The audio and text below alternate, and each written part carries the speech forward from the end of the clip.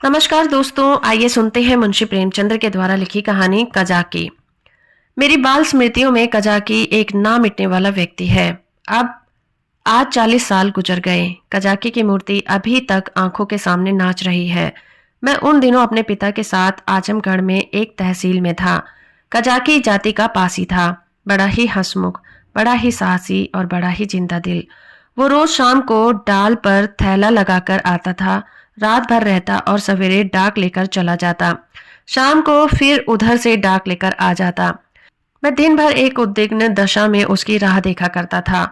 जो ही 4 बजते व्याकुल होकर सड़क पर आकर खड़ा हो जाता और थोड़ी देर बाद कजाकी कंधों पर बल्लम रखे उसकी झुनझुनी बजाता दूर से दौड़ता हुआ आता दिखलाई देता।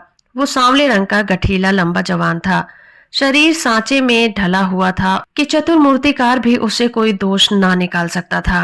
उसकी छोटी छोटी मूछें उसके सुडौल चेहरे पर बहुत ही अच्छी मालूम होती थीं। मुझे देखकर वो और तेज दौड़ने लग जाता था। उसकी झुनझुनी और तेजी से बजने लग जाती और मेरे हृदय में और जोर से खुशी की धड़कन होने लग जाती। हर्षो तिरके में मैं दौड़ पड़ता था और एक क्षण में कजाकी का कंधा मेरा सिंहासन बन जाता था। वो स्थान मेरी अभिलाषाओं का स्वर्ग था। स्वर्ग के निवासियों को भी शायद ये आंदोलित आनंद नहीं मिलता होगा जो मुझे कजाकी के विशाल कंधों पर मिलता था। संसार मेरी आंखों में तुच्छ हो जाता था और जब कजाकी मुझे कंधों पर लिए दौड़ते हुए आता तब तो मालूम होता मानो मैं हवा के घोड़े पर उड़ा जा रहा हूँ। कजाकी डाक खाने में पहुंचता और पसीने से तरबतर रहता, लेकिन आराम करने की आदत नहीं थी। थैला रखते ही वो हम लोगों को लेकर किसी मैदान में निकल जाता। कभी हमारे साथ खेलता, कभी बिरहे गा गा कर सुनाता और कभी कहानियां सुनाता। उसे चोरी और डाके, मारपीट, भूत प्रेत की सैकड़ों कहानियां याद थी। मैं ये कहानियां सुनकर विस्मयपूर्ण आनंद में मगन हो जाता। उसकी कहानियों के चोर और डाकू सच्चे योद्धा होते थे जो अमीरों को लूटकर 3 दुखी प्राणियों का पालन करते थे। मुझे उन पर घृणा के बदले श्रद्धा होती थी। एक दिन कजाकी को डाक का थैला लेकर आने में देर हो गई। सूर्यास्त हो गया और वह दिखलाई नहीं दिया। मैं खोया हुआ सा सड़क पर दूर तक आंखें फाड़ फाड़ कर देखता था, पर वो परिचित रेखा नहीं दिखलाई पड़ती थी। कान लगाकर सुनता था, झुनझुन की वो आमोदमय ध्वनि नहीं सुनाई देती थी। प्रकाश के साथ मेरी आशा भी मलिन होती जाती थी। उधर से किसी को आते देखता तो पूछता, कजाकी आता है? पर या तो कोई सुनता ही नहीं था या केवल सिर हिला देता था। सहसा झुनझुन की आवाज कानों में आई। मुझे अंधेरे में चारों ओर भूत ही दिखलाई देते थे। यहाँ तक कि माताजी के कमरे में ताक पर रखी हुई मिठाई भी अंधेरा हो जाने के बाद मेरे लिए त्याज्य हो जाती थी। लेकिन वो आवाज सुनते ही मैं उसकी तरफ जोर से दौड़ पड़ा। हाँ, वो कजाकी ही था। उसे देखते ही मेरी विकलता क्रोध में बदल गई। मैं उसे मारने लगा, फिर रूठ करके अलग खड़ा हो गया। कजाकी ने हंसकर कहा, मारोगे तो मैं एक चीज लाया हूँ, वो नहीं दूंगा। मैंने साहस करके कहा, जाओ मत देना, मैं लूंगा ही नहीं। कजाकी, अभी दिखा दूं तो दौड़कर गोद में उठा लोगे। मैंने पिघल कर कहा, अच्छा दिखा दो। कजाकी, तो आकर मेरे कंधों पर बैठ जाओ, भाग चलूं। आज बहुत देर हो गई है, बाबूजी बिगड़ रहे होंगे। मैंने अकड़ कर कहा, पहले दिखा। मेरी विजय हुई। अगर कजाकी को देर का डर ना होता और वो 1 मिनट भी और रुक सकता तो शायद पासा पलट जाता। उसने कोई चीज दिखलाई जिसे वह एक हाथ में छाती से चिपटाए हुए लाया था। लंबा सा मुंह था और 2 आंखें चमक रही थी। मैंने उसे दौड़कर कजाकी की गोद में से ले लिया। यह हिरन का बच्चा था। आह, मेरी उस खुशी का कौन अनुमान करेगा। तब से कठिन परीक्षाएं पास थी, अच्छा पद भी पाया, राय बहादुर भी हूँ, पर वह खुशी फिर नहीं हासिल हुई। मैं उसे गोद में लिए उसके कोमल स्पर्श का आनंद उठाता घर की ओर दौड़ा चला। कजाकी को आने में क्यों इतनी देर हुई इसका ख्याल ही न रहा। मैंने पूछा, ये कहाँ मिला कजाकी? कजाकी, भैया, यहाँ से थोड़ी दूर पर एक छोटा सा जंगल है, उसमें बहुत से हिरन हैं। मेरा बहुत ही जी चाहता था कि कोई बच्चा मिल जाए तो तुम्हें लाकर दूं। आज ये बच्चा हिरणों के झुंड के साथ दिखलाई दिया। मैं झुंड की ओर दौड़ा तो सब के सब भाग गए। यह बच्चा भी भागा, लेकिन मैंने पीछा न छोड़ा और हिरन तो बहुत दूर निकल गया। यही पीछे रह गया। मैंने इसे पकड़ लिया, इसी से इतनी देर हो गई। यूं बातें करते हुए दोनों डाक खाने पहुंचे। बाबूजी ने मुझे ना देखा, हिरन के बच्चे को भी नहीं देखा। कजाकी पर उनकी निगाह पड़ी। बिगड़कर बोले, आज इतनी देर कहाँ लगाई? अब थैला लेकर आया है, उसे लेकर क्या करूं? डाक तो चली गई। बता, तूने इतनी देर कहाँ लगाई? कजाकी के मुंह से आवाज ना निकली। बाबूजी ने कहा, तुझे अब नौकरी नहीं करनी है, नीच है ना, पेट भरा तो मोटा हो गया, जब भूखों मरने लगेगा तो आंखें खुलेंगी। कजाकी चुपचाप खड़ा रहा। बाबूजी का क्रोध और बढ़ा। बोले, अच्छा थैला रख दे और अपने घर की राह ले। सुअर, अब डाक लेकर आया है, तेरा क्या बिगड़ेगा, जहां चाहेगा मजूरी कर लेगा, माथे तो मेरे जाएगी, जवाब तो मुझसे तलब किया जाएगा। कजाकी ने रुआसे होकर कहा, सरकार अब कभी देर नहीं होगी। बाबूजी, आज क्यों देर की, इसका जवाब दे। कजाकी के पास इसका कोई जवाब नहीं था। आश्चर्य तो यह था कि मेरी भी जबान बंद हो गई। बाबूजी बड़े गुस्सेवर थे, उन्हें काम करना पड़ता था, इसी से बात बात पर झुंझला पड़ते थे, तो मैं उनके सामने कभी जाता ही नहीं था। वह भी मुझे कभी प्यार न करते थे। घर में केवल 2 बार घंटे घंटे भर के लिए भोजन करने आते थे, बाकी सारे दिन दफ्तर में लिखा करते थे। उन्होंने बार बार एक सहकारी के लिए अफसरों से विनय की थी, पर इसका कुछ असर न हुआ था। यहाँ तक कि तातील के दिन भी बाबूजी दफ्तर में ही रहते थे। केवल माताजी उनका क्रोध शांत करना जानती थी, पर वह दफ्तर में कैसे आती?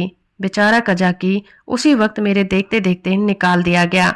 उसका बल्लम, चपरास और खासा छीन लिया गया और उसे डाक खाने से निकल जाने का नदीरी हुक्म सुना दिया गया। आह, उस वक्त मेरा जी चाहता था कि मेरे पास सोने की लंका होती तो कजाकी को दे देता और बाबूजी को दिखा देता कि आपके निकाल देने से कजाकी का बाल भी बांका नहीं हुआ। किसी योद्धा को अपनी तलवार पर जितना घमंड होता है, उतना ही घमंड कजाकी को अपनी चपरास पर था।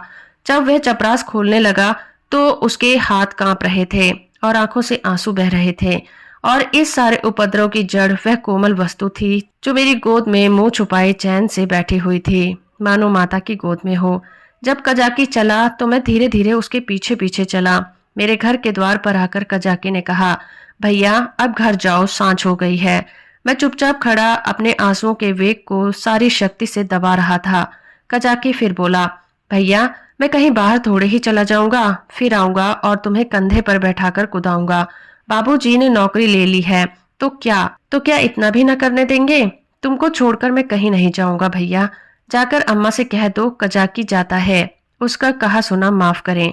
मैं दौड़ा हुआ घर गया, लेकिन अम्मा जी से कुछ कहने के बदले बिलक बिलक कर रोने लगा। अम्मा जी रसोई के बाहर निकलकर पूछने लगी, क्या हुआ बेटा, किसने मारा? बाबूजी ने कुछ कहा है? अच्छा रह तो जाओ, आज घर आते हैं तो पूछती हूँ, जब देखो मेरे लड़के को मारा करते हैं। चुप रहो बेटा, अब तुम उनके पास कभी मत जाना। मैंने बड़ी मुश्किल से आवाज संभाल कर कहा, कजाकी। अम्मा ने समझा कजाकी ने मारा है। बोली, अच्छा आने दो कजाकी को, देखो खड़े खड़े निकलवा देती हूँ। हरकारा होकर मेरे राजा बेटा को मारे, आज ही तो साफा बल्लम सब छिनवाई लेती हूँ। वाह, मैंने जल्दी से कहा, नहीं कजाकी ने नहीं मारा, बाबूजी ने उसे निकाल दिया है, उसका साफा बल्लम छीन लिया है, चपरास भी ले लिया है।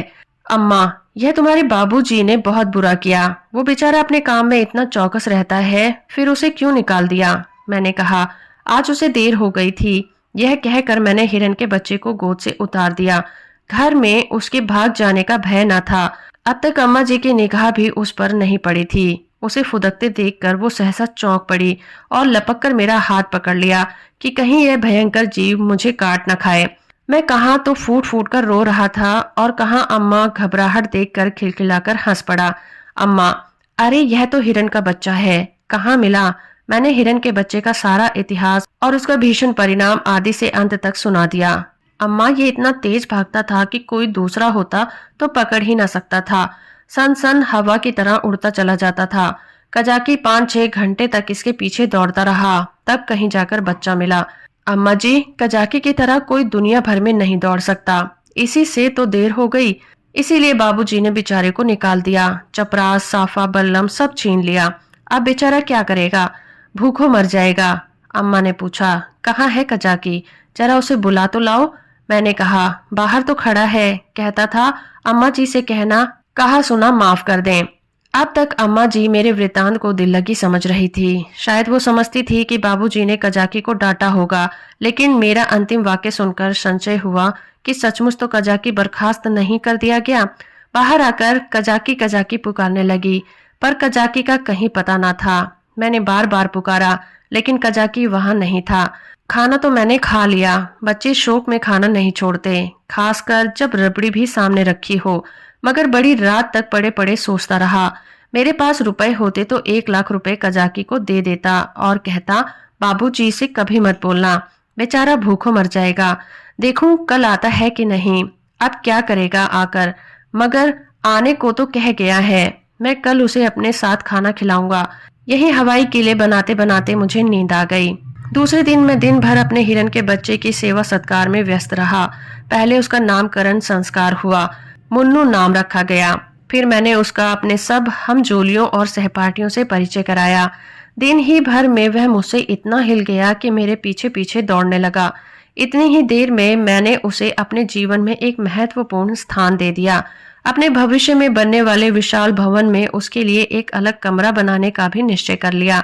चारपाई सैर करने की, फिटन आदि की भी आयोजना कर ली। लेकिन संध्या होते ही मैं सब कुछ छोड़ छाड़ कर सड़क पर जा खड़ा हुआ और कजाकी की बाट देखने लगा।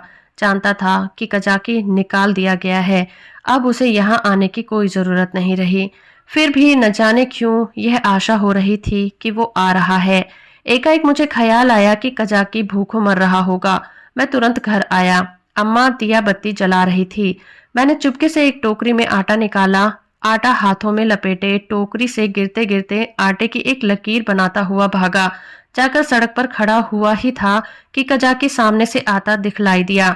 उसके पास बल्लम भी था, कमर में चपरास भी थी, सिर पर साफा भी बंधा हुआ था, बल्लम में डाक का थैला भी बंधा हुआ था। मैं दौड़कर उसकी कमर से लिपट गया और विस्मित होकर बोला, तुम्हें चपरास और बल्लम कहाँ से मिल गया कजाकी? कजाकी ने मुझे उठाकर कंधों पर बिठलाते हुए कहा, वह चपरास किस काम की थी भैया? वह तो गुलामी की चपरास थी। यह पुरानी खुशी की चपरास है। पहले सरकार का नौकर था, अब तुम्हारा नौकर हूँ। ये कहते कहते उसकी निगाह टोकरी पर पड़ी जो वहीं रखी थी। बोला, ये आटा कैसा है भैया? मैंने सकुचाते हुए कहा, तुम्हारे ही लिए तो लाया हूँ। तुम भूखे होगे, आज क्या खाया होगा? कजाकी की आंखों में तो मैं ना देख सका, उसके कंधों पर बैठा हुआ था। हाँ, उसकी आवाज से मालूम पड़ा कि उसका गला भर आया है। बोला, भैया क्या रूखी रोटी ही खाऊंगा? दाल नमक घी और तो कुछ नहीं है। मैं अपनी भूल पर बहुत लज्जित हुआ। सच तो है, बेचारा रूखी रोटियां कैसे खाएगा, लेकिन नमक दाल घी कैसे लाऊं? अब तो अम्मा चौके में होगी। आटा लेकर तो किसी तरह भाग आया था, अब ये तीन तीन चीजें कैसे लाऊंगा? अम्मा से मांगूंगा तो कभी नहीं देगी। एक एक पैसे के लिए तो घंटों रुलाती है। इतनी सारी चीजें क्यों देने लगी? एकाएक मुझे एक बात याद आई। मैंने अपनी किताबों के बस्तों में कई आने पैसे रख छोड़े थे। मुझे पैसे जमा करके रखने में बड़ा आनंद आता था। मालूम नहीं अब वह आदत क्यों बदल गई। इतना फके मस्त ना रहता। बाबूजी मुझे प्यार तो कभी ना करते थे, पर पैसे खूब देते थे। शायद अपने काम में व्यस्त होने के कारण मुझसे पिंड छुड़ाने के लिए इसी नुस्खे को सबसे आसान समझते थे। इनकार करने से मेरे रोने और मचलने का भय बना रहता था। इस बाधा को वह दूर से ही टाल देते थे। अम्मा जी का स्वभाव इससे ठीक प्रतिकूल था। उन्हें मेरे रोने और मचलने से किसी काम में बाधा पड़ने का कोई भय नहीं था। आदमी लेटे लेटे दिन भर रोना सुन सकता है। हिसाब लगाते हुए जोर की आवाजों से ध्यान बढ़ जाता है। अम्मा मुझे प्यार तो बहुत करती थी, पर पैसे का नाम सुनते ही उनकी त्योरियां बदल जाती थी। मेरे पास किताबें नहीं थीं। हाँ, एक बस्ता था जिसमें डाक खाने से 2-4 फम तय करके पुस्तक रूप में रखे हुए थे। मैंने सोचा दाल नमक और घी के लिए क्या उतने पैसे काफी नहीं होंगे? मेरी तो मुट्ठी में भी नहीं आते। यह निश्चय करके मैंने कहा, अच्छा मुझे उतार दो तो मैं दाल और नमक ला दूं, मगर रोज आया करोगे ना? कजाकी, भैया खाने को दोगे तो क्यों ना आऊंगा? मैंने कहा, मैं रोज खाने को दूंगा।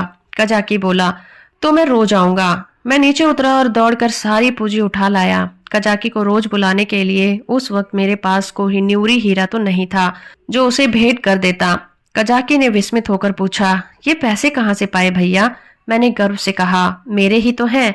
कजाकी, तुम्हारी अम्मा जी तुमको मारेंगी, कहेंगी कजाकी ने फुसलाकर मंगवा लिए होंगे। भैया इन पैसों से मिठाई ले लेना और मटके में रख देना। मैं भूखों नहीं मरता, मेरे 2 हाथ हैं, मैं भला भूखों मर सकता हूँ? मैंने बहुत कहा कि पैसे मेरे हैं, लेकिन कजाकी ने नहीं लिए। उसने बड़ी देर तक इधर उधर की सैर कराई, गीत सुनाए और मुझे घर पहुंचाकर चला गया। मेरे द्वार पर आटे की टोकरी भी रख दी। मैंने घर में कदम रखा ही था कि अम्मा जी ने डांट कर कहा, क्यों रे चोर, तू आटा कहाँ ले गया था? अब चोरी करना सीखता है? बता किसको आटा दे आया, नहीं तो तेरी खाल उधेड़ दूंगी। मेरी नानी मर गई। अम्मा क्रोध में सिहनी हो जाती है। सिर पिटाकर बोला, किसी को तो नहीं दिया? अम्मा, तूने आटा नहीं निकाला? देख कितना सारा आटा आंगन में बिखरा पड़ा है। मैं चुप खड़ा था। वो कितना ही धमकाती थी, चमकारती थी, पर मेरी जुबान न खुलती थी। आने वाली विपत्ति के भय से प्राण सूख रहे थे। यहाँ तक कि यह भी कहने की हिम्मत नहीं पड़ती थी कि बिगड़ती क्यों है, आटा तो द्वार पर ही रखा हुआ है और ना उठाकर लाते ही बनता था। मानो क्रिया शक्ति ही लुप्त हो गई हो, मानो पैर में हिलने का सामर्थ्य ही ना रहा हो। सहसा कजाकी ने पुकारा, बहू जी, आटा द्वार पर रखा हुआ है, भैया मुझे देने को लाए थे। ये सुनते ही अम्मा द्वार की ओर चली गई। कजाकी से वो पर्दा नहीं करती थी। उन्होंने कजाकी से कोई बात की या नहीं, यह तो मैं नहीं जानता, लेकिन अम्मा जी खाली टोकरी लिए हुए घर में आई। फिर कोठरी में जाकर संदूक से कुछ निकाला और द्वार की ओर गई। मैंने देखा कि उनकी मुट्ठी बंद थी। अब मुझसे वहां खड़े न रहा गया। अम्मा जी के पीछे पीछे मैं भी गया। अम्मा ने द्वार पर कई बार पुकारा, मगर कजाकी चला गया था। मैंने बड़ी अधीरता से कहा, मैं जाकर खोज लाऊं अम्मा जी? अम्मा जी ने किवाड़े बंद करते हुए कहा, तुम अंधेरे में कहाँ जाओगे? अभी तो यहीं खड़ा था। मैंने कहा कि यहीं रहना, मैं आती हूँ। तब तक न जाने कहाँ खिसक गया। बड़ा संकोची है, आटा तो लेता ही न था। मैंने जबरदस्ती उसके अंगोछे में बांध दिया। मुझे तो बेचारे पर बड़ी दया आती है। न जाने बेचारे के घर में कुछ खाने को है भी या नहीं। रुपए लाई थी कि दे दूंगी, पर न जाने कहाँ चला गया। अब तो मुझे भी साहस हुआ। मैंने अपनी चोरी की पूरी कथा कह डाली। बच्चों के साथ समझदार बच्चे बनकर माँ बाप उन पर जितना असर डाल सकते हैं, जितना शिक्षा दे सकते थे, उतने बूढ़े भी नहीं कर सकते। अम्मा जी ने कहा, तुमने मुझसे पूछा क्यों नहीं? क्या मैं कजाकी को थोड़ा सा आटा नहीं दे देती? मैंने उत्तर दिया। दिल में कहा, इस वक्त मुझे कजाकी पर दया आ गई है, जो चाहे दे डालो, लेकिन मैं मांगता तो मारने दौड़ती। हाँ, ये सोचकर चित्त प्रसन्न हुआ कि अब कजाकी भूखों नहीं मरेगा। अम्मा जी उसे रोज खाने को देंगी और वह रोज मुझे कंधों पर बिठाकर सैर कराएगा। दूसरे दिन मैं दिन भर मुन्नू के साथ खेलता रहा। शाम को सड़क पर जाकर खड़ा हो गया, मगर अंधेरा हो गया और कजाकी का कहीं पता नहीं था। दिए जल गए, रास्ते में सन्नाटा छा गया, पर कजाकी ना आया। मैं रोता हुआ घर आया। अम्मा जी ने पूछा, क्यों रोते हो बेटा, क्या कजाकी नहीं आया? मैं और जोर से रोने लगा। अम्मा जी ने मुझे छाती से लगा लिया। मुझे ऐसा मालूम हुआ कि उनका कंठ भी रुंध गया है। उन्होंने कहा, बेटा चुप हो जाओ, मैं कल किसी हरकारे को भेजकर कजाकी को बुला लाऊंगी। मैं रोते ही रोते सो गया। सवेरे जो ही आंखें खुली, मैंने अम्मा जी से कहा, कजाकी को बुलवा दो। अम्मा ने कहा, आदमी गया है बेटा, कजाकी आता होगा। खुश होकर खेलने लगा। मुझे मालूम था कि अम्मा जी जो बात कहती हैं उसे पूरा जरूर करती हैं। उन्होंने सवेरे ही एक हरकारे को भेज दिया था। 10 बजे जब मैं मुन्नू को लिए हुए घर आया तो मालूम हुआ कि कजाकी अपने घर पर नहीं मिला। वो रात को भी घर पर नहीं गया था। उसकी स्त्री रो रही थी कि न जाने कहाँ चला गया है। उसे भय था कि वो कहीं भाग गया है। बालकों का हृदय इतना कोमल होता है, इसका अनुमान दूसरा नहीं कर सकता। उसमें अपने भावों को व्यक्त करने के लिए शब्द नहीं होते। उन्हें यह भी याद नहीं होता कि कौन सी बात उन्हें विकल कर रही है, कौन सा कांटा उनके हृदय में खटक रहा है, क्यों बार बार उन्हें रोना आता है, क्यों वे मन मारे बैठे रहते हैं, क्यों खेलने में जी नहीं लगता। मेरी भी यही दशा थी। कभी घर में आता, कभी बाहर जाता, कभी सड़क पर जाकर पहुंचता। आंखें कजाकी को ढूंढ रही थी। वो कहाँ चला गया, कहीं भाग तो नहीं गया। तीसरे पहर को मैं खोया हुआ सा सड़क पर बैठा था। सहसा मैंने कजाकी को एक गली में देखा। हाँ, वो कजाकी ही था। मैं उसकी ओर चिल्लाता हुआ दौड़ा, पर गली में उसका पता न था। न जाने किधर गायब हो गया। मैंने गली के इस सिरे से उस सिरे तक देखा, मगर कहीं कजाकी की गंध तक न मिली। घर जाकर मैंने अम्मा जी से ये बात कही। मुझे ऐसा जान पड़ा कि यह बात सुनकर बहुत चिंतित हो गई हैं। इसके बाद 2-3 दिन तक कजाकी दिखाई न दिया। मैं भी अब उसे कुछ कुछ भूलने लगा था। बच्चे पहले जितना प्रेम करते हैं, बाद में उतने ही निष्ठुर भी हो जाते हैं। जिस खिलौने पर प्राण देते हैं, उसी को 2-4 दिन बाद पटक कर फोड़ डालते हैं। 10-12 दिन और बीत गए। दोपहर का समय था। बाबूजी खाना खा रहे थे। मैं मुन्नू के पैरों में पीनस की पेंजरियां बांध रहा था। एक औरत घूंघट निकाले हुए आई और आंगन में खड़ी हो गई। उसके कपड़े फटे हुए थे और मैले भी थे। वो गोरी और सुंदर स्त्री थी। उसने मुझसे कहा, भैया बहूजी कहाँ है? मैंने उसके पास जाकर उसका मुंह देखते हुए कहा, तुम कौन हो? क्या बेचती हो? औरत, कुछ बेचती नहीं हूँ, तुम्हारे लिए ये कमल गट्टे लाई हूँ। भैया तुम्हें तो कमल गट्टे बहुत अच्छे लगते हैं ना? मैंने उसके हाथों से लटकती हुई पोटली को उत्सुक नेत्रों से देखकर पूछा, कहाँ से लाई हो, देखें? औरत, तुम्हारे हरकारे ने भेजा है भैया। मैंने उछलकर पूछा, कजाकी ने? औरत ने सिर हिलाकर कहा, हाँ। औरत ने सिर हिलाकर हाँ कहा और पोटली खोलने लगी। इतने में अम्मा जी भी रसोई से निकल आई। उसने अम्मा के पैरों को स्पर्श किया। अम्मा ने पूछा, तुम कजाकी की घरवाली हो? औरत ने सिर झुका लिया। अम्मा, आजकल कजाकी क्या करता है? औरत ने रोकर कहा, बहू जी जिस दिन से आपके पास से आटा लेकर गए हैं उसी दिन से बीमार पड़े हैं। बस भैया भैया किया करते हैं। भैया ही में उनका मन बसा रहता है। चौंक कर भैया भैया कहते हुए द्वार की ओर दौड़ते हैं। न जाने उन्हें क्या हो गया है। बहू जी एक दिन मुझसे कुछ कहा न सुना घर से चल दिए और गली में छिपकर भैया को देखते रहे। जब भैया ने उन्हें देख लिया तो भागे। तुम्हारे पास आते हुए लजाते हैं। मैंने कहा, हाँ हाँ, मैंने उस दिन तुमसे जो कहा था अम्मा जी। अम्मा, घर में कुछ खाने पीने को है? औरत, हाँ बहू जी, तुम्हारे आशीर्वाद से खाने पीने का दुख नहीं है। आज सवेरे उठे तो तालाब की ओर चले गए। बहुत कहती रही बाहर मत जाओ, हवा लग जाएगी, मगर ना माने। मारे कमजोरी के पैर कांपने लगते हैं। मगर तालाब में घुसकर ये कमल गट्टे तोड़ लाए। तब मुझसे कहा, ले जाकर भैया को दे आ, उन्हें कमल गट्टे बहुत अच्छे लगते हैं। कुशल छेम पूछती आना। मैंने पोटली में कमल गट्टे निकाल लिए थे और मजे से चख रहा था। अम्मा ने बहुत आंखें दिखाई मगर यहाँ इतनी सब्र कहाँ। अम्मा ने कहा, कह देना सब कुशल है। मैंने कहा, यह भी कह देना कि भैया ने बुलाया है। ना जाओगे फिर तुमसे कभी न बोलेंगे। हाँ। बाबूजी खाना खाकर निकल आए थे। तौलिए से हाथ मुंह पोंछते हुए बोले, और यह भी कह देना कि साहब ने तुमको बहाल कर दिया है। जल्दी आओ नहीं तो कोई दूसरा आदमी रख लिया जाएगा। औरत ने अपना कपड़ा उठाया और चली गई। अम्मा ने बहुत पुकारा, वह ना रुकी। शायद अम्मा जी उसे सीधा देना चाहती थी। अम्मा ने पूछा, सचमुच बहाल हो गया? बाबूजी, और क्या झूठे ही बुला रहा हूँ? मैंने तो 5वें ही दिन बहाल की रिपोर्ट की थी। अम्मा, यह तो तुमने अच्छा किया। बाबूजी, उसकी बीमारी की यही दवा है। प्रातः काल में उठा तो क्या देखता हूँ कि कजाकी लाठी टेकता हुआ चला आ रहा है। वो बहुत दुबला हो गया था, मालूम होता था बूढ़ा हो गया है। हरा भरा पेड़ सूख कर ठूठा बन गया था। मैं उसकी ओर दौड़ा और उसकी कमर से चिपट गया। कजाकी ने मेरे गाल चूमे और मुझे उठाकर कंधों पर बिठाने की चेष्टा करने लगा, पर मैं ना उठ सका।